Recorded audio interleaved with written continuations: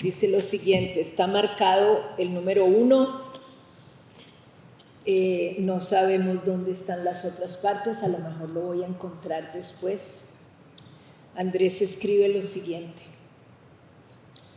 empiezo a leer el libro y todo me parece fácil, coherente, y me siento tranquilo hasta que mi cuerpo empieza a entibiarse con un mecanismo de despegue y mi entendimiento a separarse del texto, hasta que hay dos discursos que fluyen en mí, uno sobre otro.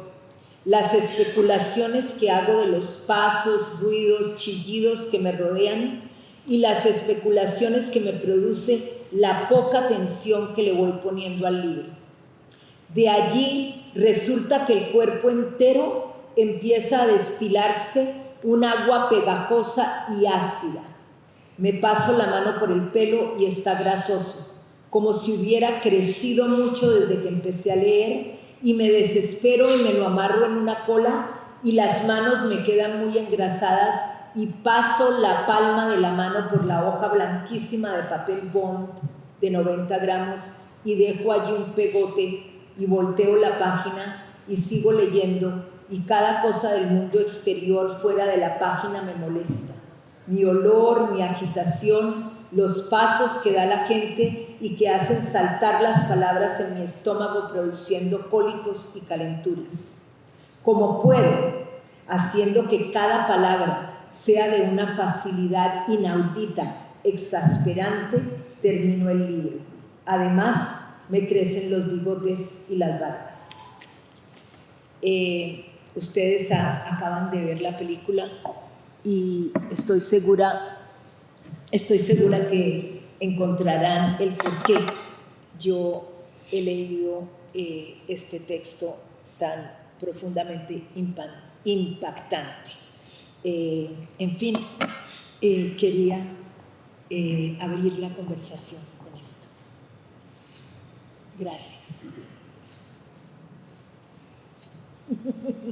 Pues digamos que Rosario nos pareció impactante en el sentido que sentíamos que hablaba mucho como de la salud mental y la fragilidad de su salud mental, y que era como un texto de disociación que en un primer momento, si alguien lo lee como muy a la ligera, parece que estuviera bajo el efecto de una droga o algo, pero está como tan consciente, tan detallado, tan puntual y tan claro que va como por otro lado, ¿no? Entonces como que eso nos impactó, y por eso pues Rosario quería empezar a leerlo, empezando la conversación leyendo ese texto.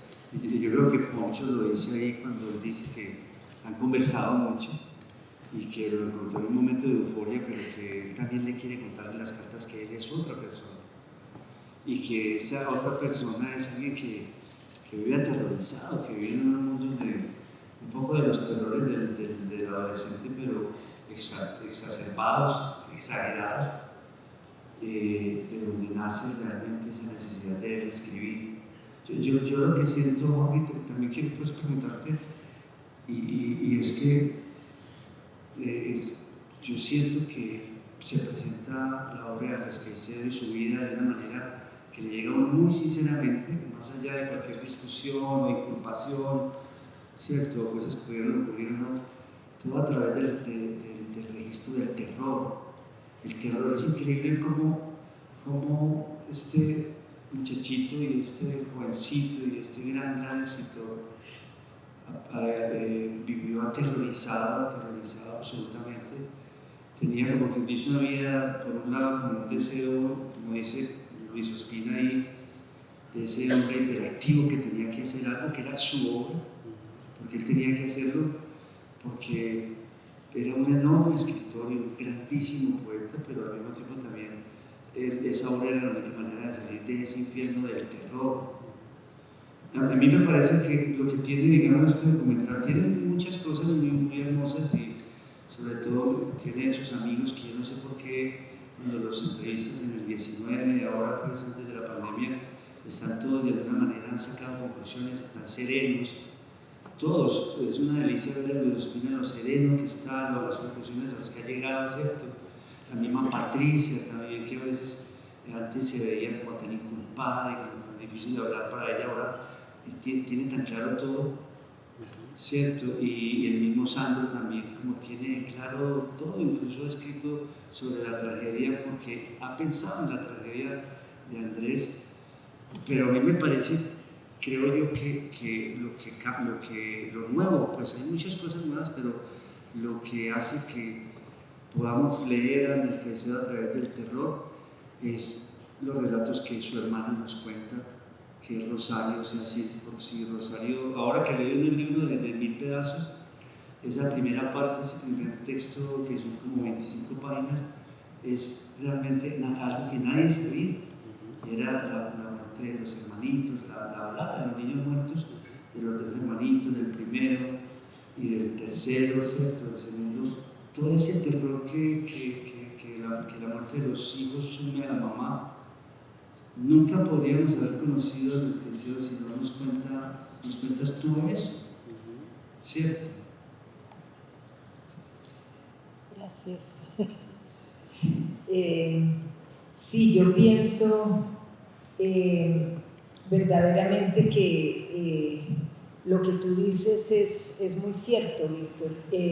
Lo que hay que admirar en Andrés Caicedo, el artista, el escritor, es todo el deseo hasta el último momento de su vida de dejar obra, para usar la palabra, las palabras de él, morir y dejar obra. Andrés literalmente dejó obra hasta quizás 15 minutos antes de morirse, porque lo último que hizo Andrés fue escribir 2 cartas. El día que él se mató, él escribió una carta a Patricia Restrepo. Esa fue la primera carta que él escribió y sabemos que la última carta que escribió la tenía todavía en la máquina de escribir cuando se mata, sobre su máquina de escribir. O sea, estaba escribiendo una carta, entre paréntesis, para quien ha leído el libro de correspondencia, la carta es a Miguel Marías, un amigo epistolar a quien nunca conoció, español, y toda la carta es hablando sobre cine y con grandes cosas sobre el futuro, ¿no? Grandes cosas. Mándame esta crítica, no me gusta tal película, ya te voy a mandar el ejemplar de Que viva la música que me llegó hoy. Y es sobre esas palabras que Andrés muere, ¿no? Sobre las palabras que él ha escrito. Y ese deseo de salir de ese terror a través del arte es lo que es de admirar, ¿no? Es verdaderamente algo admirable. En este pequeño texto, es extracto de un diario, lo que me impactó a mí profundamente, a mí me encanta leer, y Andrés, claro, le encantaba leer. Todo escritor tiene que ser un lector voraz, una lectora voraz. Es que él está describiendo en una forma hermosa y brillante una disociación mental, pero al mismo tiempo, al final, se vuelve a poner entre ese dúo de 2, se convierte de nuevo en una unidad y termina el libro. Lo termina y dice, lo termino. Es decir, en esa misma forma es que Andrés escoge vivir, ¿no? Es decir, con esa disciplina a pesar de ese terror. Eso lo admiro yo muchísimo. Sí, yo quería como anotar algo, es que me asombra mucho y me alegra, porque conocí a Jorge en Cali, fue como en el año 96. 97. 96, 97, sí. Y justamente nos tocó cuando él, de una manera un poco alterna o underground, presentaba el Cali Calabozo. Lo vimos en el Hotel Europa, en el hotelito, un hotelito pequeño, muy delicioso, en el Festival de Manizales, ¿te acuerdas? Para unos pocos buenos amigos, y se llenó aquello en el hall que nos permitieron pasarlo allá. Y me asombra y me agrada muchísimo ver esa fidelidad que mantienes, ese gusto por la literatura de Andrés hasta el punto de meterte en este asunto, un largometraje, que obviamente le presenta a uno unos aspectos de Andrés recónditos. Claro, allí está Rosario, están las hermanas, que conocen bien eso, porque en Andrés, todas esas partes que decías, Víctor, uno las identifica a través de la literatura, porque Andrés no es un gran fabulador para mí, sino que es un hombre, yo lo metería como dentro de la literatura confesional. Yo creo que el asunto fábula en él es lo mínimo, y lo grande es que él se va arrancando máscaras, ¿cierto? Como en el poema de Pessoa, que se arranca máscaras y máscaras para descubrir quién es él. Finalmente, cuando se arranca una máscara, descubre que no tiene rostro y que no es nadie. Él es todas esas máscaras.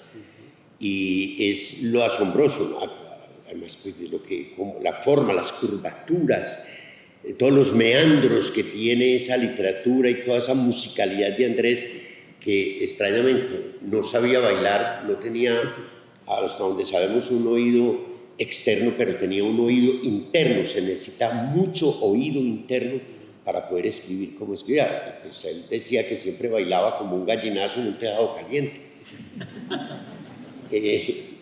Hasta doña Nelly nos lo decía. Y bien, veo que conservas como ese amor que compartimos, ¿cierto? Por este muchacho, no por lo que sufrió, sino por lo que escribió, ¿cierto? Claro. Sí, digamos que para mí ha sido una figura, un referente muy importante en mi vida. Esta mañana lo hablamos en la Universidad de Medellín, como que él leyó como una cultura de una ciudad, leyó como una atmósfera de un país, una atmósfera de una ciudad. Hablábamos un poco como de que le tocó vivir entre el ciclo final de la violencia en Colombia, esa guerra civil entre conservadores y liberales, ensanduchado, que cuando él murió casi que arranca oficialmente el cartel de Cali a accionar entre esas dos violencias. Él está ahí como en ese sándwich un poco. Tiene esa relación con sus hermanos muertos, que es como monstruosa de alguna manera, porque su hermano le muere de los cefalios, empieza como a deformar y se le empieza a crecer la cabeza, y lo ve ese proceso y lo ve morir.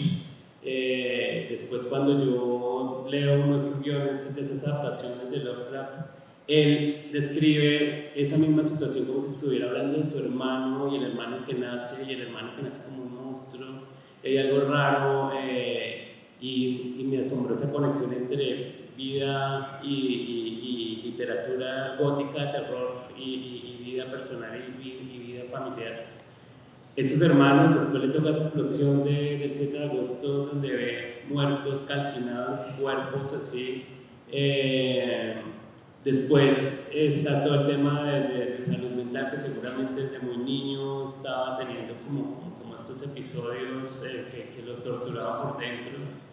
Y después se conecta con el cine a partir de Drácula, de la conversación que escucha de sus hermanas, de ese muerto viviente, que no va a cine porque es muy pequeño, pero escucha a sus hermanas hablar de aterrorizadas que salen del cine de haber visto ese muerto viviente.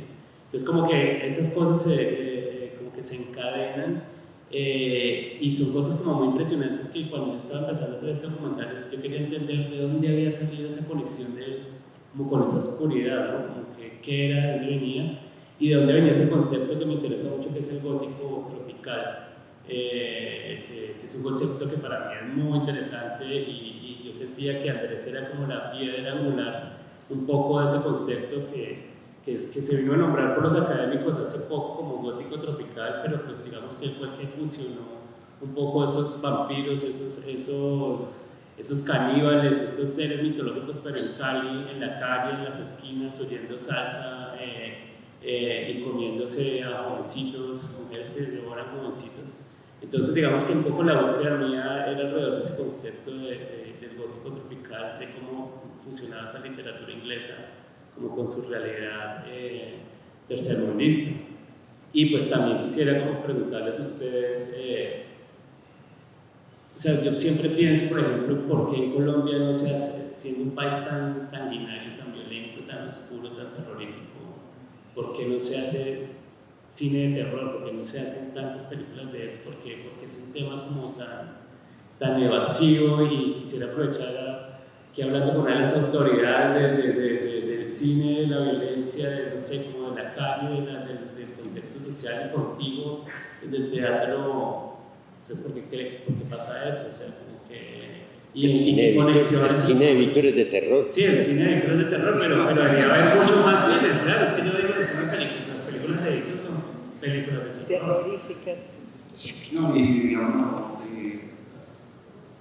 hay varias cosas pues, que pienso y es la identidad que le da Andrés a todo el grupo de Cali, no sé si él se la da mayor, a pesar de que han codirigido y han tenido roces y todo eso, y se la da también a Luis, que tú todo el tiempo estás, digámoslo, citando pura sangre, carne de tu carne, incluso a la salida de palabra. Y pareciera el espíritu de Andrés que hubiera atravesado, o sea que además, digámoslo, ni Mayolo ni Ospina pelean, digámoslo, con ese asumir esa identidad que les da Andrés Caicedo. No sé si es porque hay una coincidencia y una identidad, digamos, profunda en eso, ¿cierto? Y yo siempre, digamos, lo que Caicedo le da al cine de Cali, por ejemplo, vos que sos un exponente con ese corto de Alguien mató a algo, ¿cierto? Que es una película de terror. Yo recuerdo que cuando la vimos en Cali, cuando la presentaste al comienzo, pues, todos quedamos aterrorizados, como si nos contaran de niños una historia que no nos dejaría dormir, ¿cierto? Llena de culpas y de miedos. Yo creo que lo que Andrés Caicedo le da, digámoslo, a todo ese cine es la posibilidad como de la metáfora, que no tiene el cine de Medellín. O la ha ido buscando, la ha ido encontrando, pero incluso cuando ves ahora la película de la obra de los reyes del mundo, a pesar de que es onírico y todo, empieza a ensayar un onirismo, pero la verdad es que el cine que Caicedo inaugura, por ejemplo, ese intento de ese arte, es un cine de género lleno de posibilidades, de transformaciones, de simultaneidades. Nuestro cine aquí en Medellín, pues por lo menos el que yo hice era siempre muy cronológico, realista, un realismo escueto, ¿cierto? Y la riqueza que da pues, Caicedo es todo lo contrario, ¿cierto? Es como esa posibilidad. Lo que tú acabas de leer, él está leyendo un libro y se va transformando, le crece el pelo, le sale grasa, le suena el estómago, a pesar de eso lee las palabras del libro, pero esa posibilidad de transformación que el cine de Medellín no ha tenido. Eso lo da esa inmersión en ese género, en ese amor, digamos, por un género menor que es Roger Corman y ese cine B, y digámoslo, y ese cuando lo dices en la película, cuando lo dices creo que alguno lo dice que es, creo que es Sandro, o sea, para él era más importante que Bergman y que el gran cine italiano y Visconti y todo eso, era ese cine de Corman. ¿Qué quiere decir?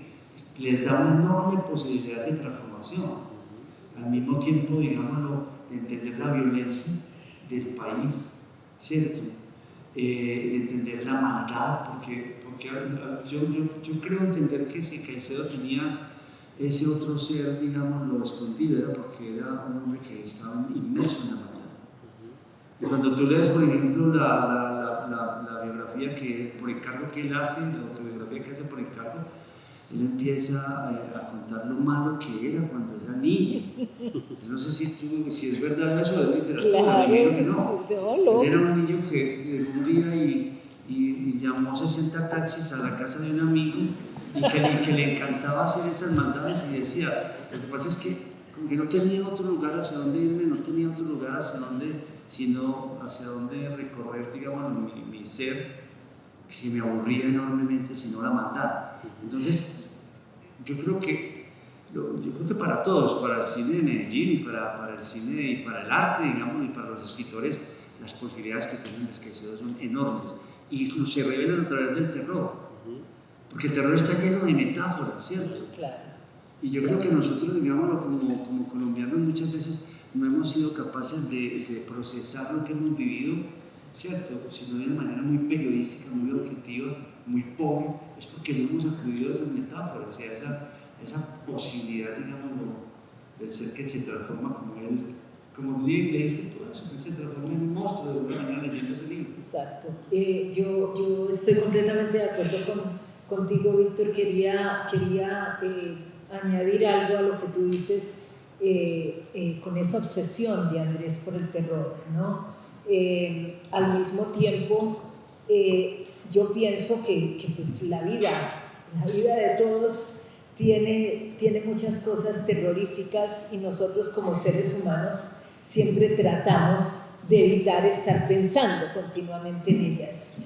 Pero Andrés, por ejemplo, lo que a mí, que viví en la misma casa de Andrés, en esa misma familia, profundamente triste, profundamente llena de muertes por todos lados, ¿no?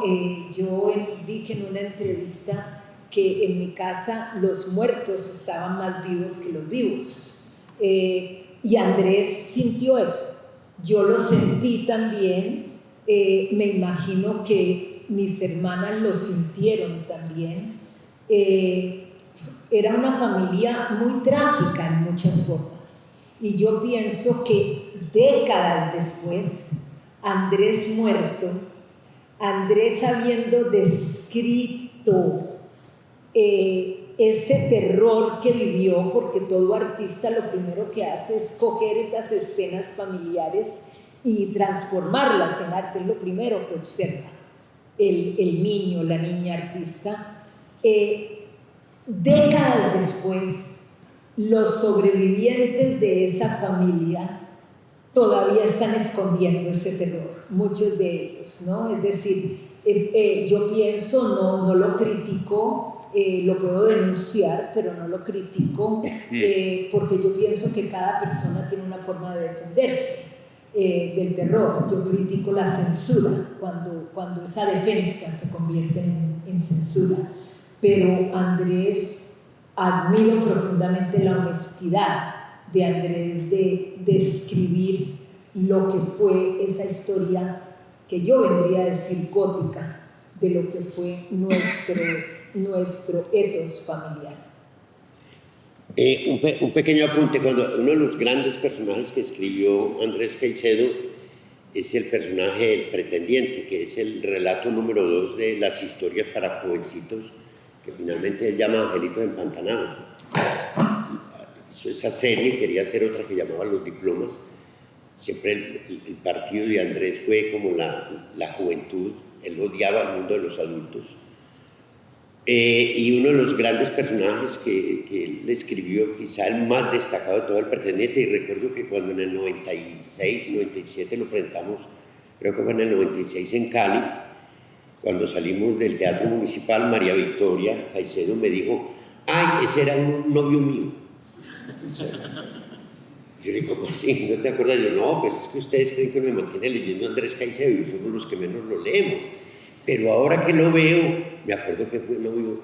Y el que le echa el parado a ese tipo que se está excediendo con el otro personaje, con Angelita, acosándola telefónicamente, dice: el parado no lo echó mi papá. El parado se lo echó el propio Andrés Caicedo. Con mi hermana no te metas hoy, ¿cierto? Pero mire cómo se va como arrancando máscaras y cómo Andrés reelabora eso. El personaje es muy sintomático, y me perdonas que pongan a un hijo Juan Carlos, ¿cierto? Al otro lo pongan Francisco José, son nombres de emperadores, de reyes, ¿cierto? No me tienes que pedir perdón. Pero el personaje de Pacho, de Pachito, Francisco José, está en Angelito Empantanado, se llama Carevaca. Claro. Ese es el personaje que él transmuta ahí literariamente. Cristóbal, ¿y tú cómo te relacionas como con ese horror en tu obra también? ¿La sientes cercano? ¿Sientes que ahí hay alguna esencia de la cual ves o...? No, a mí me parece que lo gótico en Andrés es como puro juego de niño en él, ¿cierto? No es que uno diga, pero lo llaman el gótico tropical.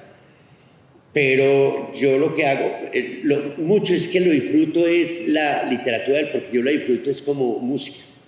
Es decir, yo lo que veo en Andrés siempre es música. Entonces es un placer, ¿cierto? El principio del placer no es nunca cuando dicen, bueno, es que tú eres fanático, Andrés Caicedo, no, ni mucho menos. Estoy fanático de 150 más. Es difícil, ¿cierto?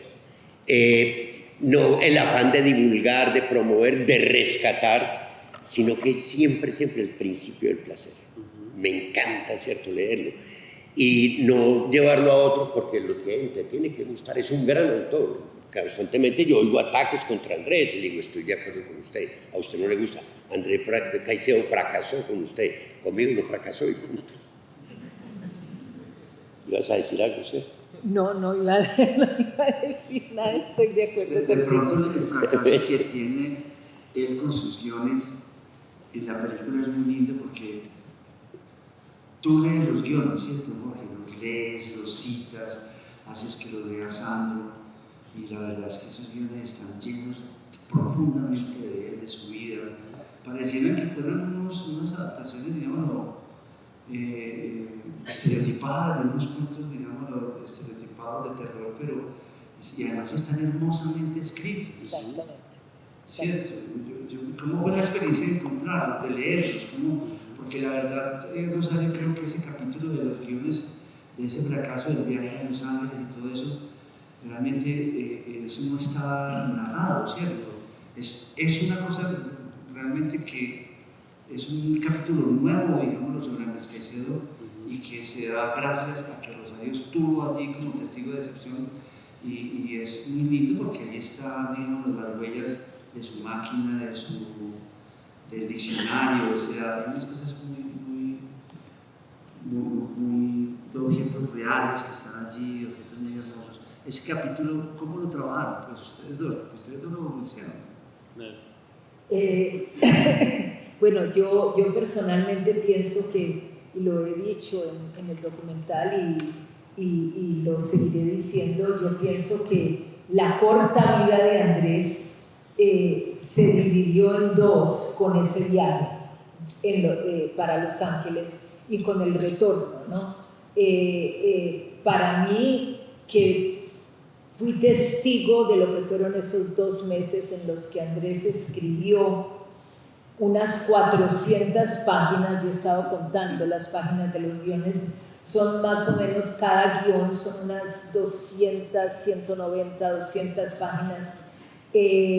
Escribió Andrés casi 400 páginas a máquina de escribir y yo las traduje pésimamente, las 400 páginas, pero lo que yo tengo que decir, tengo que decir que las traduje pésimamente porque yo no llevaba ni siquiera un año en los Estados Unidos. El delirio de Andrés nos hizo pensar que yo, sin saber inglés, un milagro literario me iba a convertir en Shakespeare, porque él estaba con un diccionario diciéndome más o menos lo que debería yo decir. Lo que yo hago mucho énfasis es que esos guiones son bellamente escritos, hermosamente, son un cuento, no son solamente guiones, para mí son un cuento, son unas pequeñas novelas. Quiero decir algo que es muy importante con respecto a esos niños muertos. Andrés jamás menciona los nombres de emperador, de Juan Carlos y Francisco José. En la vida me mencionó a mí, nosotros éramos muy unidos. En la vida mencionó a Pachito y en la vida mencionó a Juan Carlos. Los menciona en toda su obra, es decir, ellos son la fuente de toda su obra en muchas cosas, ¿no? Es la muerte, es el horror. Pero en la vida, y le traté de poner el tema muchas veces. ¿Tú te acuerdas? Me acuerdo que siempre le decía cuando caminábamos, ¿tú te acuerdas de cuando se murió Pachito? Porque a mí eso me afectó profundamente, el uno ver morir en los brazos de una niña, mi hermana, porque mi mamá no lo pudo hacer, a un niño de la cabeza grande, a uno le queda en la mente la vida entera. Y cuando yo trataba de ponerle el tema a Andrés, Andrés me decía, no quiero hablar de eso, Rosarito, no quiero hablar de eso. Por lo tanto, yo pienso que es muy importante cómo esos dos nombres de emperador jamás aparecen en el lenguaje verbal de Andrés, pero los tiene completamente llenos en sus novelas y en su obra. Tú lo dices en tu libro, tú dices que él te decía, no hablemos de eso, ¿cierto? No lo mencionemos, pero estaban en toda su obra. En toda su obra, y estaban en toda la vida familiar, absolutamente en toda la vida familiar. Esas muertes estaban desayunando con nosotros. Y la historia de ese niño en el guión que nace es como un monstruo y lo encierran también en un cuarto de la casa. Y hay un visitante que va en distintas épocas a visitar al padre que vive con ese niño ahí encerrado. Y un día, él estando de visita, ese niño empieza como a golpearse contra las paredes y empieza a destruir la cara, a destruir los cuadros, a romper las paredes y se empieza a convertir en una araña. Y esa araña gigante destruye la casa y destruye el hogar. ¿No? Es como que también es un poco pues también esa cosa autobiográfica, pero contada de otra manera fantástica.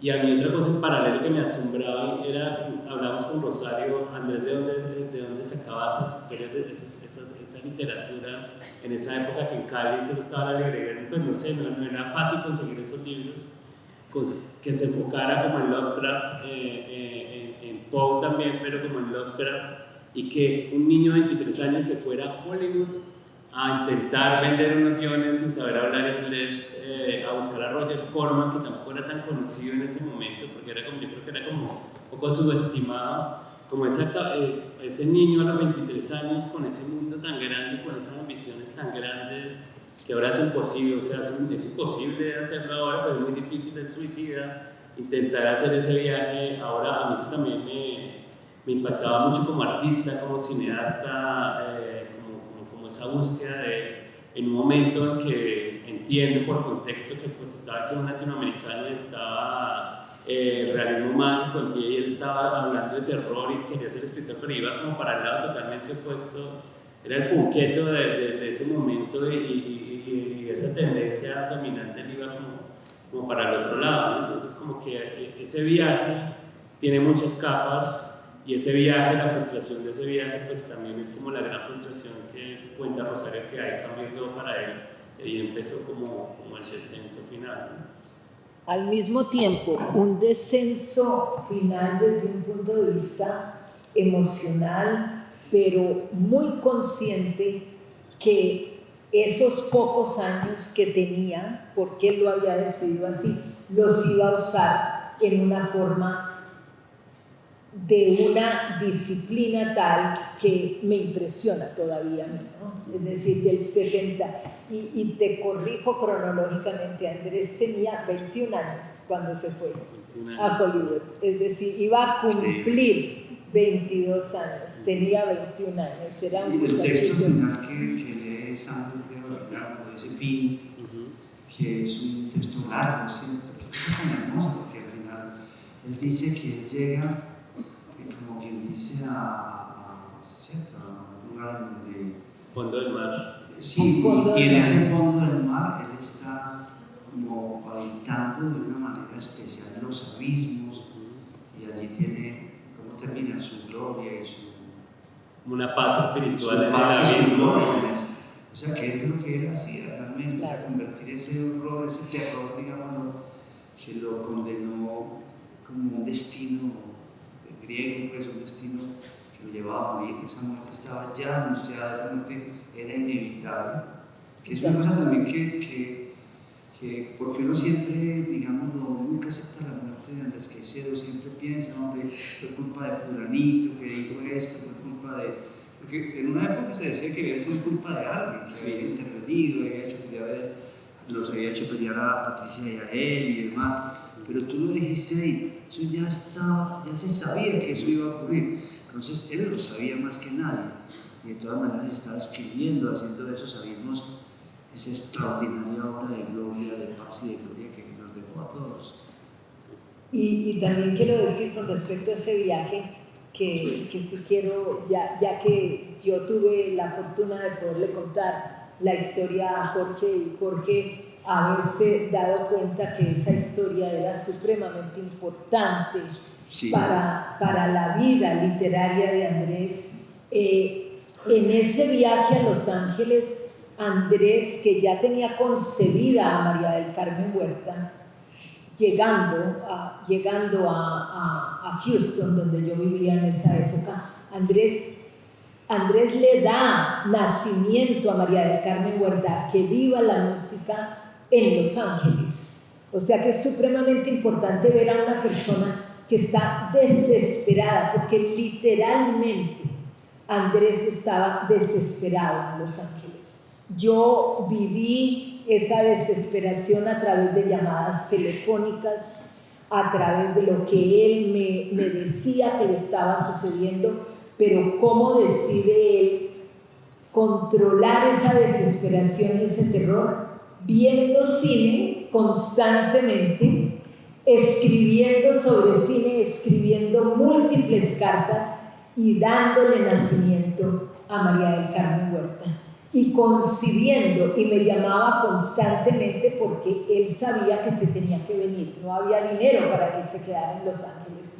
Entonces todos los delirios de cómo él iba a viajar de California hacia Houston son otra historia, ¿me entiendes? Una vez me llamaba y me decía, voy a coger un bus y lo que yo quiero es ver a donde John Ford firmó todas las películas del oeste, el Valle de la Muerte en California, donde nadie podía entrar. Allí quería acampar Andrés, y que yo le averiguara cómo podía acampar. Andrés, no puedes acampar allí, no puedes coger un bus y venirte hasta acá. Entonces era tal vez irse por barco de California a Sudamérica, pero ¿cómo se iba a ir él por barco?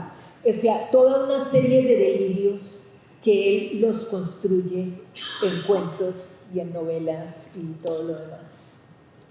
Y realiza una maravillosa entrevista a Sergio León.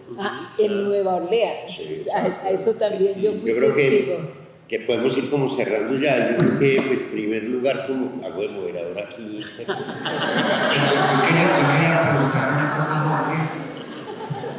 Jorge, y es que tú haces la cámara y haces la fotografía.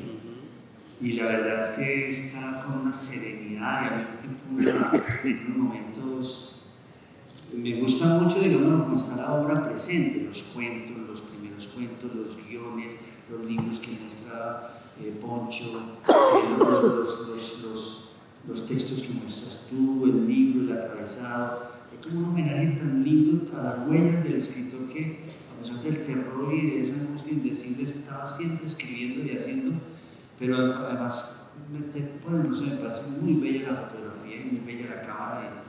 Y no sé si habías hecho antes eso, o si lo has hecho últimamente, pero es todo cámara tuya y fotografía tuya.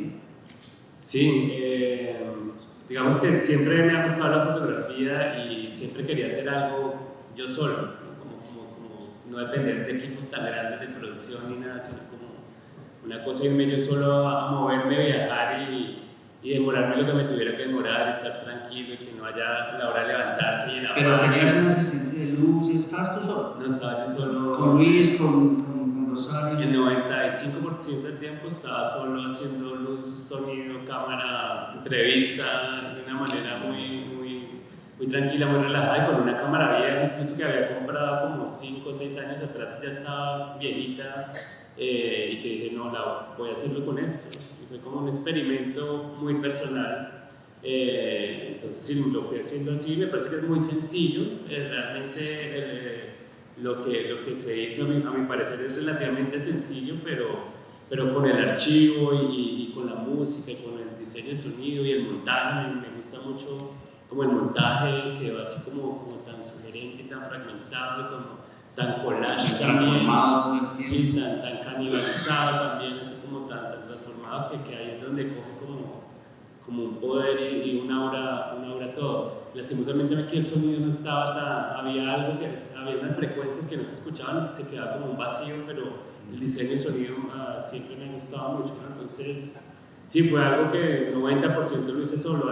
En un par de entrevistas tuve sonidista y alguien que me ayudaba con cosas, pero el resto casi que me fui yo solo y fue una experiencia muy bacana. Ahí cerré como un chulo de algo que yo necesitaba hacer en la vida. Sí. Por algo se sienten todos tan tranquilos cuando están contigo. Exacto, era también buscando esa intimidad que ellos hablaran tranquilos y que no había afán, que no había presión de producción, sino que era una cosa como muy informal, muy tranquilo. Tenemos espacio para un par de preguntas que yo quisiera participar. Ya. ¿Papeto? Hola, bueno, muchas gracias a todos y a ustedes, pues, los cuatro y sobre todo a Jorge y a todo el equipo de producción, pues porque entre otras cosas sí es ¿cómo decirlo? Es una investigación profunda sobre Andrés, sobre cosas que en ese momento no se conocían para nada, sobre todo cuando había sido el libro de Rosario. Pero hay algo que yo quiero preguntarles y yo supongo que ustedes lo conocen bien porque han estudiado mucho Andrés, tanto vos, Jorge, como Cristóbal, y también Rosario quizás conoce el asunto porque estuvo muy cerca de todos los sujetos. Y es que el gótico tropical es es algo que caracteriza mucho a ese grupo de Cali, pues es clave en la historia de la cultura colombiana. Pero según tengo yo entendido, nació con la Mansión de la Bocaina, la novela de Mutis. No sé si me equivoco. Creo que es a partir de una apuesta que hacen Mutis y Buñuel en México. Mutis y Luis Buñuel. Entonces, no sé si Caicedo sabía de eso. Es la gran pregunta, porque entonces, claro, Mayor lo hace en la versión de la Bocaina después. La apuesta de Buñuel y de Álvaro Mutis, que ahora cumple 100 años, creo yo, me parece recordar, era si se podía contar el gótico en el continente americano, en el trópico. Y entonces Mutis hace la Mansión de la Bocaina. Y pues eso lo adopta Mayolo, es en el año 86, ¿no? 85. Yo no sé si Andrés Caicedo sabía de eso, porque en realidad, y es más, yo no sé cuál es la relación cronológica entre la Mansión de la Bocaina y los cuentos de Andrés, porque Andrés al hacer cosas como en las garras del crimen, o bueno, también maternidad, hacia el gótico tropical. Entonces, sí, es como preguntarles acerca de eso, porque el gótico tropical supuestamente fue fundado por Mutis.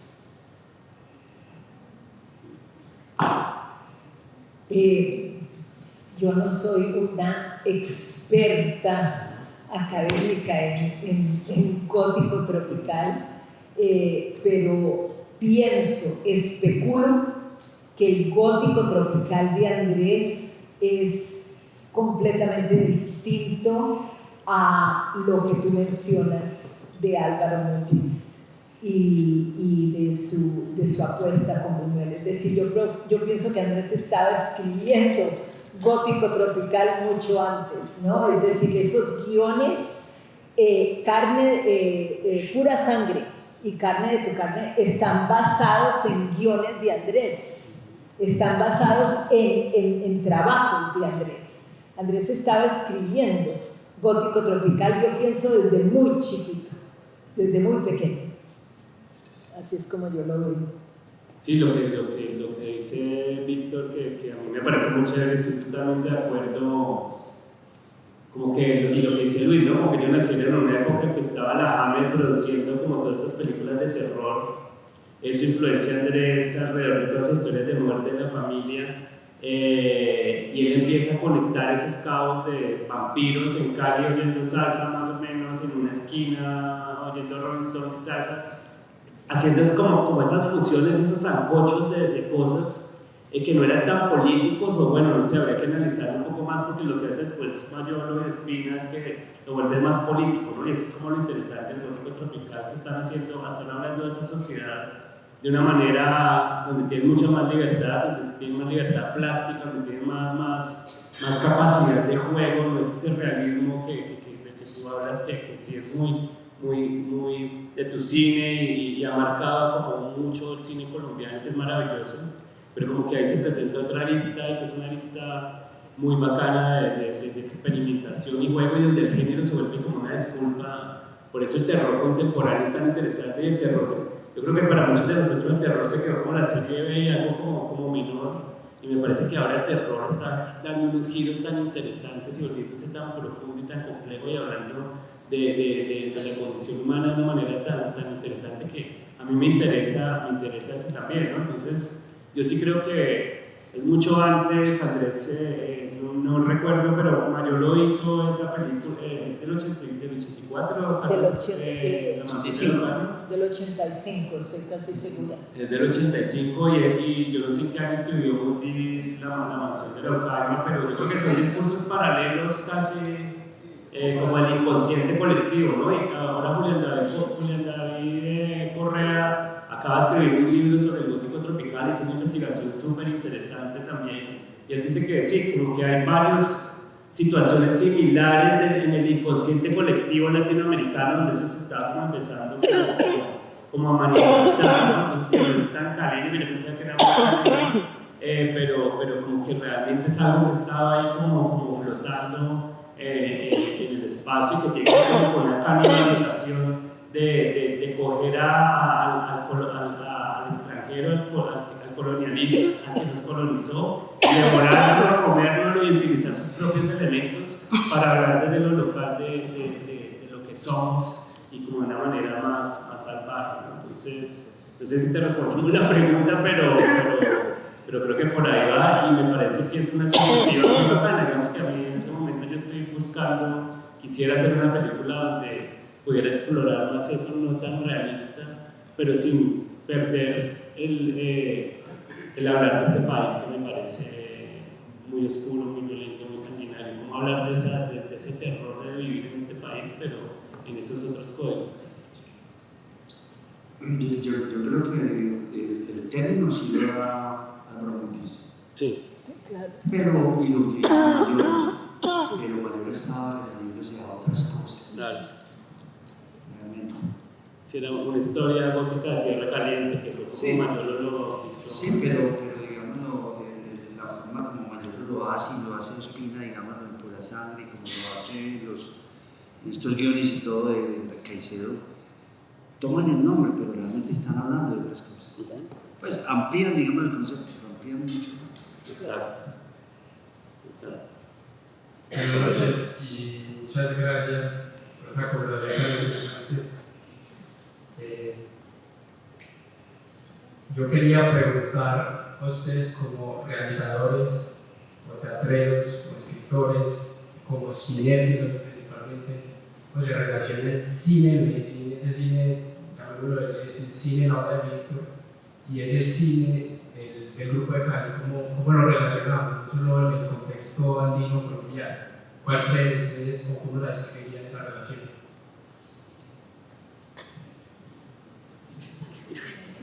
Digámoslo, hay una cosa tan sencilla.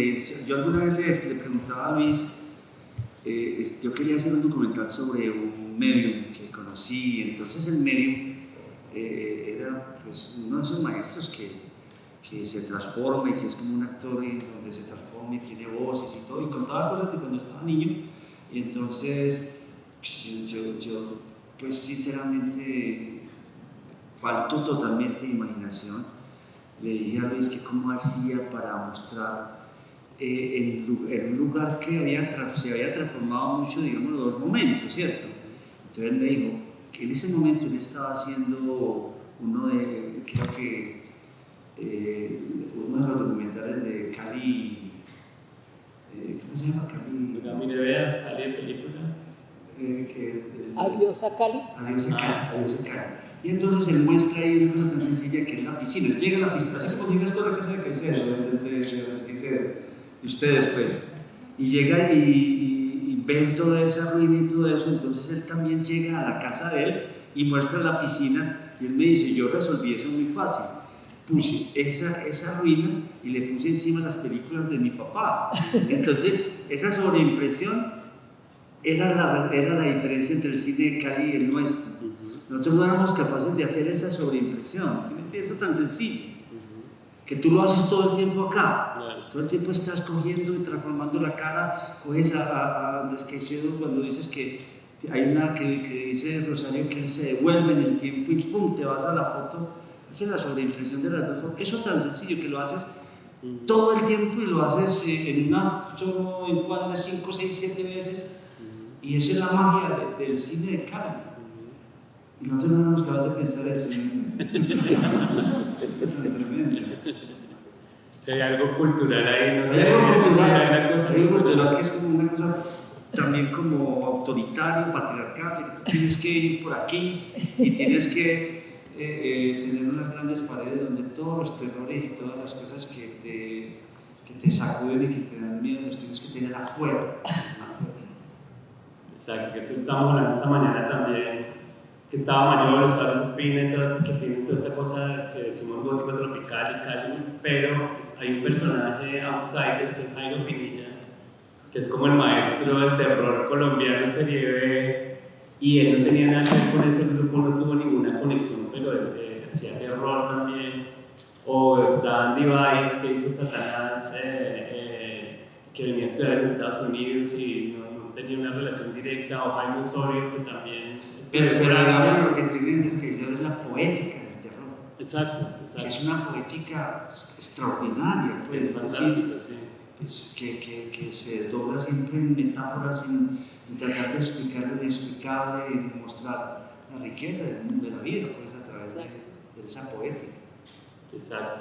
Mientras que Pinilla no tiene esa poética. No lo tiene, pero es como porque todos de alguna manera confluyen en ese mundo como oscuro. Hay algo ahí como oscuro, raro, de dónde viene culturalmente. Sí, con la diferencia que nos conecta eso. Pero en el tiene eso oscuro, pero eso brilla. Claro. Eso es oscuro, pero eso brilla, de vida. De acuerdo, por eso es el maestro. Por eso es tan hermoso leerlo y por eso uno de alguna manera lo lee, pues o por lo menos tú nos hiciste leerlo hoy acá, esos fragmentos. Entonces, que esto que preocupante, ¿tú sientes que eso no es como tan complejo y tan profundo?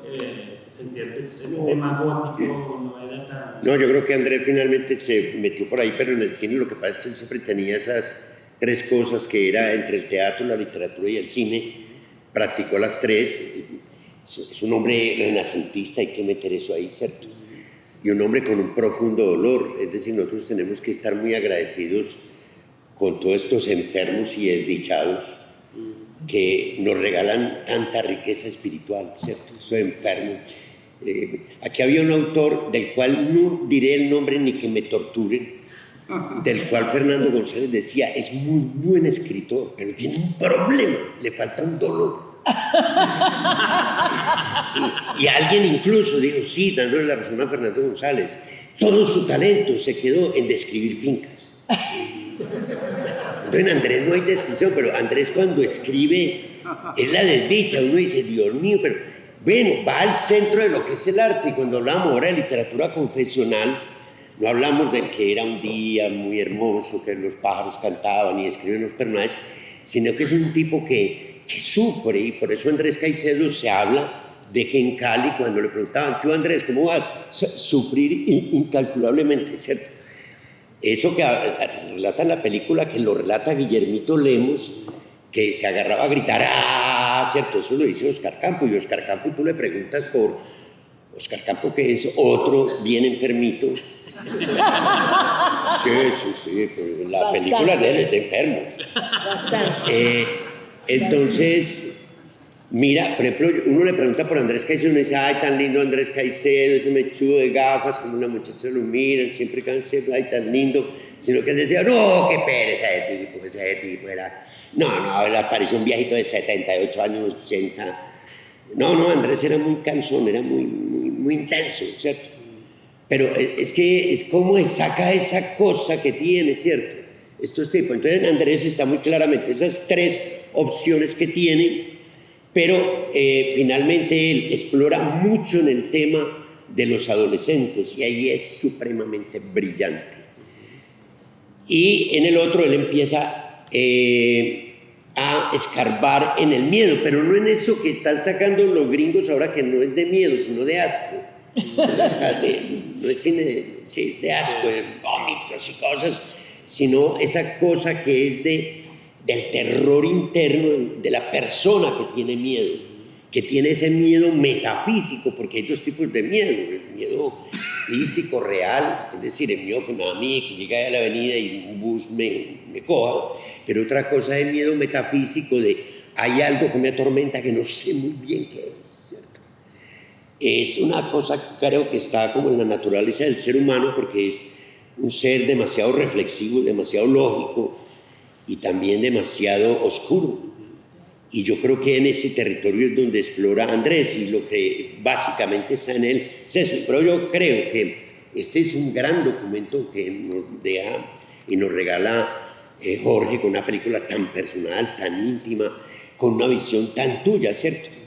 Que es lo que hace grande, y cuando lo vi por primera vez me gustó muchísimo. Yo sabía, y fue lo que pienso, es que es una cosa como un diálogo que tú sostienes con él. Sacaste, creo que es una película como debe ser, autoritaria, es decir, yo hago lo que pienso, yo creo, y yo creo que está en eso. El cine de Víctor es un cine de mucho dolor, ¿cierto? De mucho dolor, así lo veo y lo leo yo, y si hablamos ahora el orden de lo simbólico que empieza a aparecer, fíjate que en La Vendedora de Rosa empieza a aparecer esa parte onírica tan hermosa. Claro, pero ¿qué es lo que signa eso? En Andrés Caicedo, que es la obra de un poeta, ¿cierto? No de un técnico. Y en Víctor, que es un poeta también, ¿cierto? Es un poeta que es un poeta.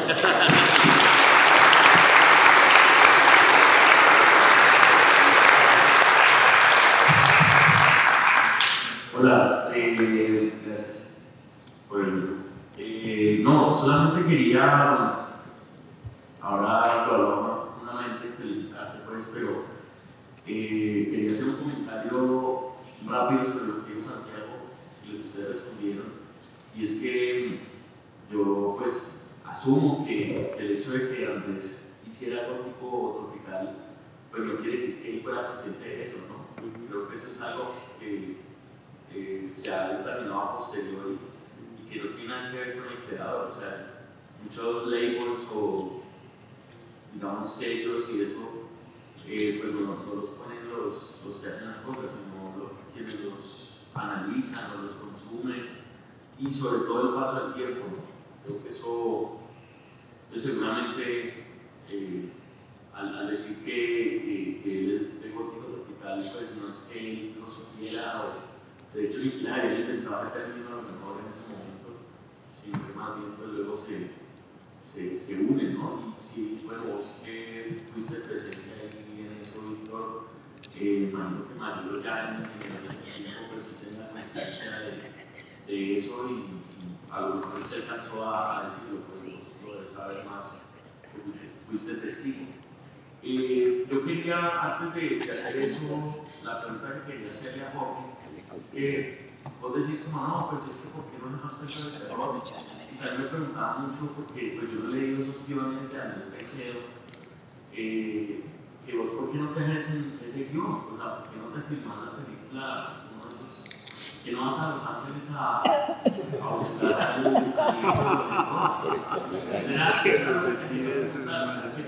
ya hablando seriamente, ¿por qué esos guiones, ahora que ha pasado tanto tiempo, que precisamente la obra de Caicedo es tan conocida, y sin haberlo leído, no sé qué tan abstracto es, ¿por qué nunca se ha pensado la posibilidad de ahora sí coger un guión de esos y filmarlo? Y sobre todo, yo pienso que vos sos como, porque te encanta ese género, quizás el más indicado para hacerlo, ¿no? ¿Qué tan loco te parece eso? Gracias. Oye, solamente quería decir, pues ya porque Papeto habló, ¿verdad? Y es porque Estados Unidos nos vale huevo. Pues yo creo que nosotros como latinoamericanos, si algo Todo lo que sirve. Realmente no quería como hacer esta intervención. He disfrutado muchísimo de esta invitación y de ver tanta gente joven presente esta noche a nombre de Andrés Caicedo y de su juventud. Creo que realmente una persona que sigue siendo joven, no solamente que se murió joven, sino que sigue siendo joven, más difícil. Quería darles, con relación a lo que dijo Papeto, decir que nosotros como latinoamericanos hemos sido básicamente una cultura no solamente ignorante, sino ignorada. Y afortunadamente los tiempos cambian.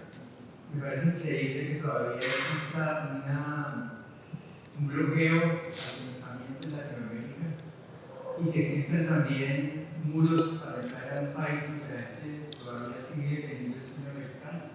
Eso ya se acabó. O sea, creo que a este lado es que está la vida. Y me da mucha pena que tantas personas, incluidas mi familia, tengan que vivir en un lugar parásito del mundo como este. Yo pienso que el asunto no es ver cómo nos toca sería hacer una película, sino era hacer la que nos toca aquí, sobre todo el cambio y la revolución que necesitamos, para que tanta gente tenga más, yo diría, más misericordia, como la que ha tenido Andrés, que también tenga más derecho a lo que nosotros somos, como país, como cultura y como jóvenes. Ustedes.